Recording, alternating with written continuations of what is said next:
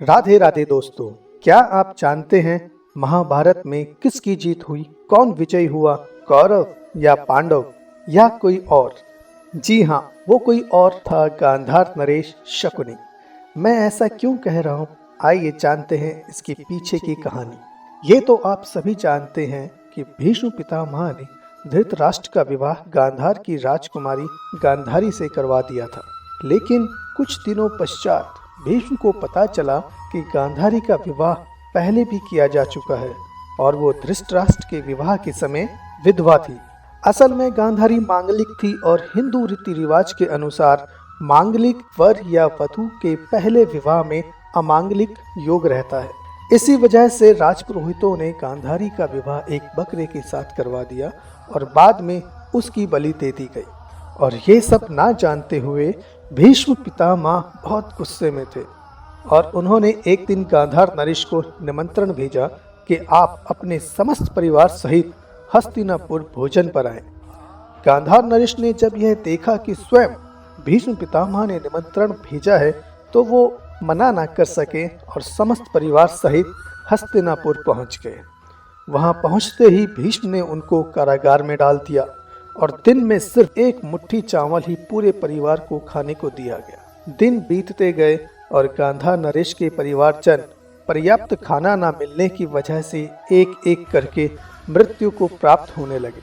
तब बाकी बचे परिवारजनों को गांधार नरेश ने कहा कि हम सबका भोजन के अभाव में धीरे धीरे मृत्यु को प्राप्त होना निश्चय है, तो क्यों ना हम सब अपने बदले का निवाला सबसे छोटे पुत्र कुमार शकुनी को दे दें। इससे वह बच भी जाएगा और हमारे इस दशा का बदला भी ले सकेगा। सबने उनकी यह बात मान ली। इस तरह शकुनी तो बचे रह गए, किंतु उनका परिवार उनके सामने धीरे धीरे खत्म हो गया। जब उनके पिता भी मृत्यु शैया पर पड़े थे तो उन्होंने शकुनी को बुलाया और कहा, पुत्र, तुमने हमारी इस दशा का बदला लेना है और सुनो, जब मैं मर जाऊं तो मेरा अंतिम संस्कार मत करना।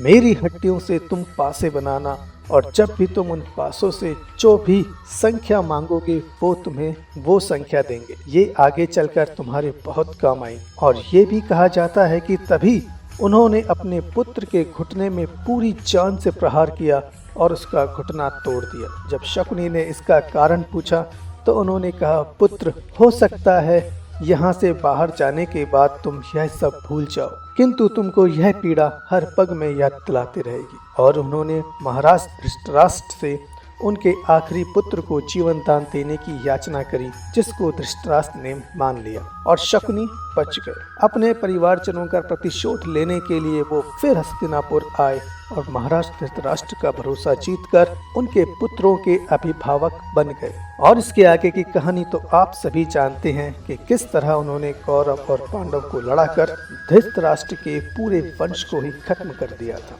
आइए आपको शकुनी की एक बात और बताता हूँ। वो महाभारत युद्ध में अपनी तीक्ष्ण बुद्धिमत्ता के कारण सबसे अंतिम में मारे गए, वह भी अपनी स्वेच्छा से। पांडवों के सबसे छोटे भाई सहदेव भी बहुत तीक्ष्ण बुद्धि के थे। वो सामने वाले के मन के विचारों को समझ जाते थे। युद्ध के समय आखिरी में जब उन्होंने शकुनी को देखा, वो चारों ओर घूमकर मुस्कुरा रहे थे। सहदेव ने कहा, मामाश्री, देखा आपने यह सब क्या करवा दिया, अब तो आपके प्रतिशोध पूरा हो गया।